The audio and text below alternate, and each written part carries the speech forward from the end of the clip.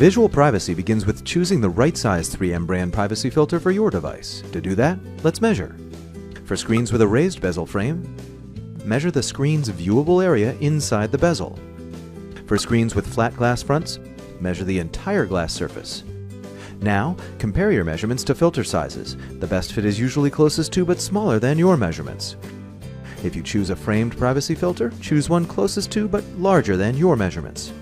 For Apple MacBooks and iMacs, there's no measuring required. Just determine your device model and whether you have a Retina or non-Retina display. Then, choose the correct filter. FABULOUS every day like if you want it, come get it, no disrespect. I'm the cause of everybody's concern, be making them heads turn like whoop.